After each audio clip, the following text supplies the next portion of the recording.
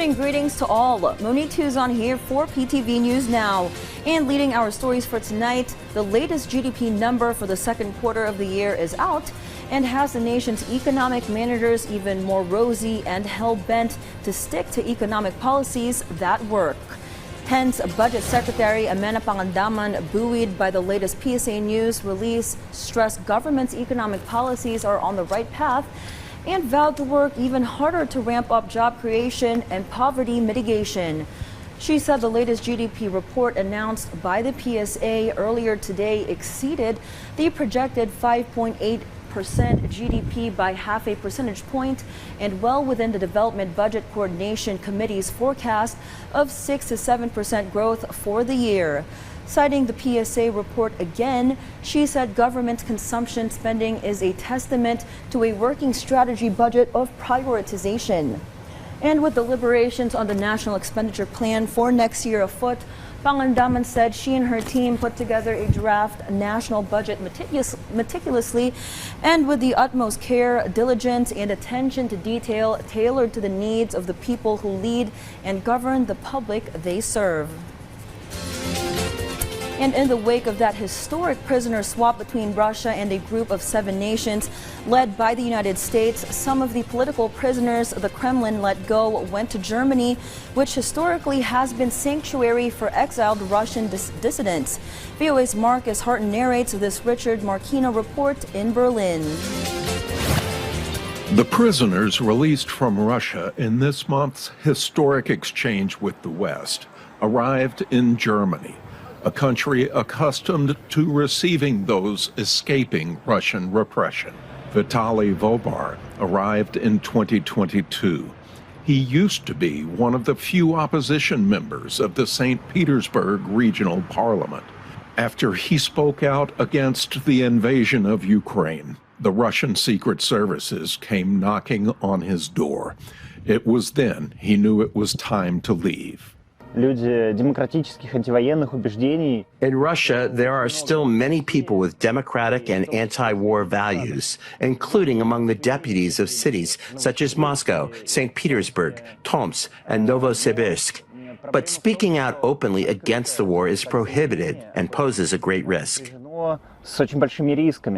When the full-scale invasion began, thousands of Russians took to the streets, only to have their protests put down by police. One of the thousands who risked their freedom to oppose the war was Anja Demidova, a Moscow actress. By the time authorities ordered her arrest, she was already on her way to Germany.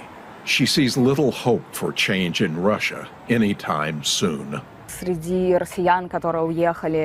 Among Russians who remain, there are many people who hope that Putin is not immortal, that he will die at some point, and everything gets changed.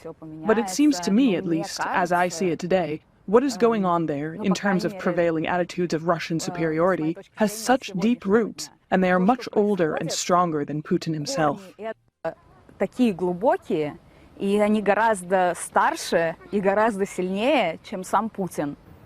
During the 2.5 years since Russia invaded Ukraine, Russian exiles have received mostly bad news.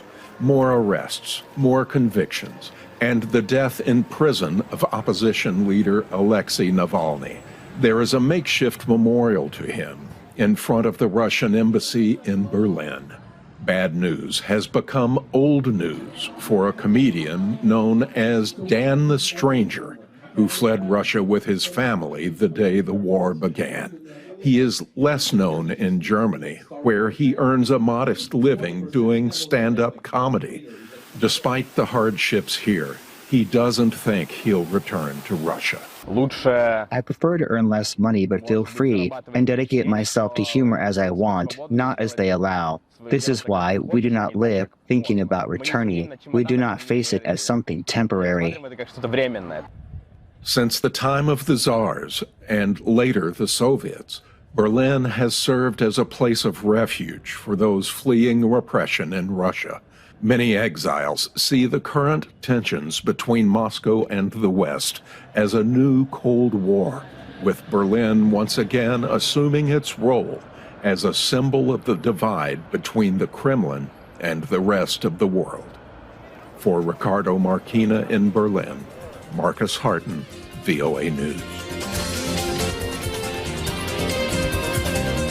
So right now, let's turn to my colleague Audrey Villena in PTV's Pine City Studios for what's brewing in the Cordilleras. Audrey?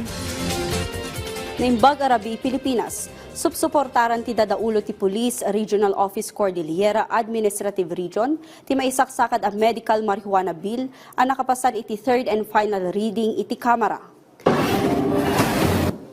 Panggap tigakat ang maadaan iti Medical Cannabis Office amang regulate iti panakaaramat ti medical marijuana wenno cannabis ken maipasigurado ti accessibility daytoy.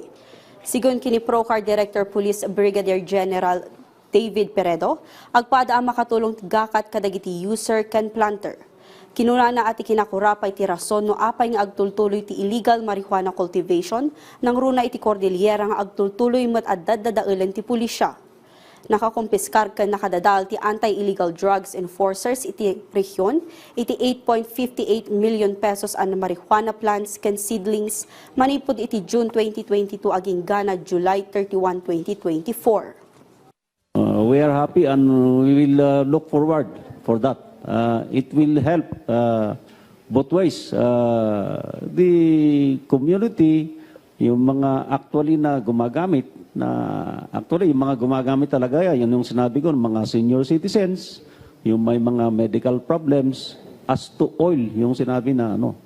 So, pati rin sa amin, may siguro in terms of our law enforcement, mabawasan yung ano namin.